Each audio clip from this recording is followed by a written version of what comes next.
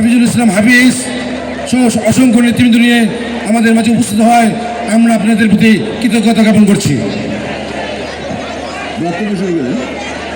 জনাব শাহিন খান, সংগ্রামী সদস্য সচিব জনাব হাফিজুল ইসলাম বাবু, যুগ্ম আহ্বায়ক জনাব পারভেজ, যুগ্ম আহ্বায়ক জনাব আক্তার সহ অসংখ্য নেতৃবৃন্দ আমাদের মাঝে উপস্থিত হচ্ছেন। 16 নম্বর ওয়ার্ড বিএনপির তাহলে আমাদের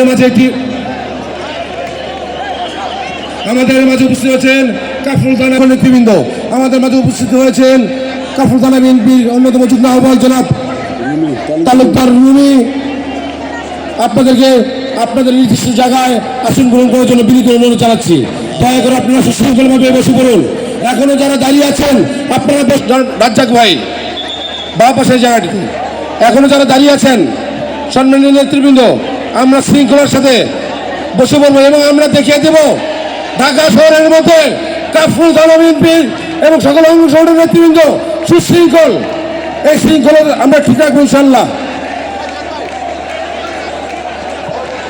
এখন আপনাদের সামনে বক্তব্য নিয়ে আসছেন কাফরুল থানা স্বেচ্ছাসেবক দলের সভাপতি আহ্বায়ক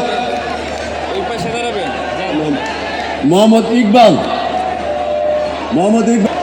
বিসমিল্লাহির রহমানির রহিম। প্রিয় নেতৃবৃন্দ, অল্প কিছুক্ষণের ভিতরে যার সম্মানিতে আমাদের ঢাকা 15 আসনের এই জনসভায় উপস্থিত হবেন আমাদের বিএনপির চেয়ারম্যান জনাব তারেকুর রহমান।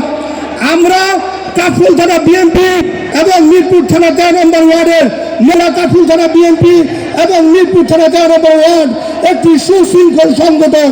দেশনায়ক জনাব তারেক রহমান আসার পূর্বেই আমাদের এই আদর্শ স্কুলের মাঠ পরিপূর্ণ কানা কানা ভরে উঠবে।